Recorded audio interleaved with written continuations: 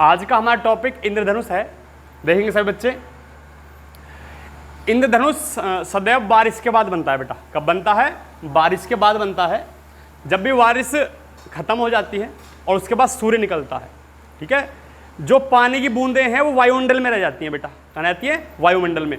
जब सूर्य का प्रकाश पड़ता है तो सूर्य का जो प्रकाश है उनके लिए, ठीक है, जो वर्षा की बूंदें हैं प्रिज्म की तरह कार्य करती हैं, और वर्षा की बूंदें और प्लस सूर्य का प्रकाश दोनों आपस में क्रिया करके इंद्रधनुष बनाती हैं। और इंद्रधनुष सदैव कहाँ बनता है बेटा?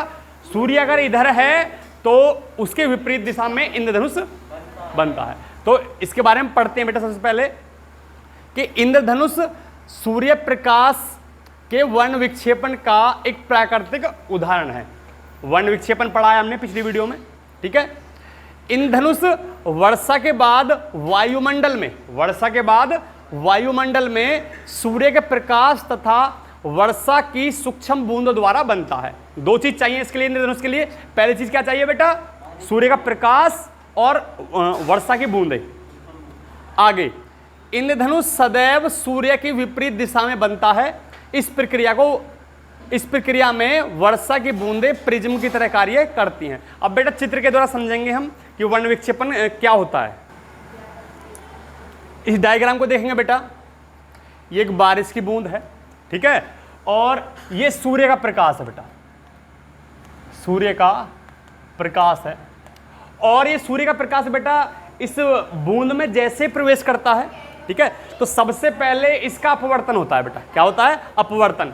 और अपवर्तन के साथ ही ये 7 रंगों में टूट जाता है। क्या टूट जाता है? 7 रंगों में। तो यहां लिखा हुआ सबसे पहले क्या होता है बेटा? अपवर्तन होता है, और उसके बाद उसी टाइम क्या हो जाता है बेटा? इसका विक्षेपण हो जाता है, ठीक है। जब विक्षेपण हो जाता है, आपको पता है जो ये बूंद है बारिश की, ठीक है, पारदर्शी होती है, तो प्रकाश इसके पार जाना चाहिए, लेकिन ये घटना ऐसी है कि प्रकाश की किरण पार ना जाकर, ठीक है, वापस आ जाती है। इस घटना कहते हैं बेटा हम आंतरिक परावर्तन। आंतरिक परावर्तन टॉपिक आपने पढ़ा होगा, ठीक है, बता रखा है हमने, देख सकते हैं आप वीडियो में जाकर, ठीक है। तो दो कारण है बेटा।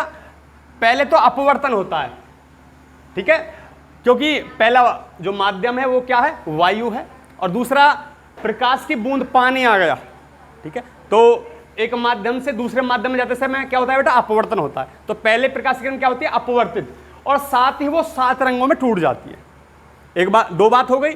पहले उसका अपवर्तन होता है, फिर उसका बेटा क्या होता है? विक्षेपण होता है, 7 रंगों में टूट जाती है। तीसरी जो घटना होती है इसके साथ, प्रकाश की किरण के साथ, आंतरिक परावर्तन। आंतरिक परावर्तन का मतलब है दूसरे माध्यम में जाने की बजाय उसी माध्यम में वापस लौट आना। ये क्या होता है बेटा? आंतरिक परावर्तन, ठीक है। अब तीसरी घटना क्या होती है बेटा इसके साथ? आंतरिक परावर्तन। इन तीनों घटनाओं के बाद चौथी घटना एक और होती है। जब ये प्रकाश की किरण वापस लौट के आती है तो इसका दोबारा क्या होता है बेटा? अपवर्तन फिर होता है इसका, ठीक है। तो इस दौरान ये जो प्रकाश की किरण है हमारी वायुमंडल में 7 रंगों के रूप में दिखाई देती है। इन 7 रंगों क्या कहते हैं बेटा? हम इंद्रधनुष कहते हैं, ठीक है। लैंग्वेज को पढ़ेंगे हम, क्या है? वर्षा की बूंदें आपतित प्रकाश को पहले अपवर्तित तथा विक्षेपित करती हैं। विक्षेपित मतलब 7 रंगों में तोड़ना, ठीक है। उसके बाद और फिर इसे आंतरिक परावर्तित करती हैं, मतलब बाहर नहीं जाने देती, वापस इसका परावर्तन हो जाता है, आंतरिक परावर्तन, ठीक है। यहां हम इस घटना को परावर्तन नहीं कह सकते, ये आंतरिक परावर्तन है। क्योंकि परावर्तन जब होता है जब आगे को जाने को रास्ता ना हो, लेकिन आगे को जाने का रास्ता तो है, लेकिन इसका कोण जो क्रांतिक कोण से अधिक हो गया, इसका जो कोण है, इसका आपतन कोण है वो क्रांतिक कोण से अधिक हो जाता है, तो पूर्ण आंतरिक परावर्तन हो जाता है बेटा, ठीक है। आंतरिक परावर्तन हो गया तो उसके बाद क्या हो गया बेटा? दोबारा इसका अपवर्तन होता है, पढ़ेंगे। इसे आंतरिक परावर्तित करती है तथा बूंद से बाहर निकलते समय पुनः अपवर्तित करती है। कौन? ये बूंद जो है, ठीक है, प्रकाश को। अतः प्रकाश के परिक्षेपण तथा आंतरिक परावर्तन के कारण सूर्य का प्रकाश हमें विभिन्न रंगों का दिखाई देता है। इसी को इंद्रधनुष कहते हैं, ठीक है बेटा। सब बच्चे नोट कर लेंगे इसको, ठीक है।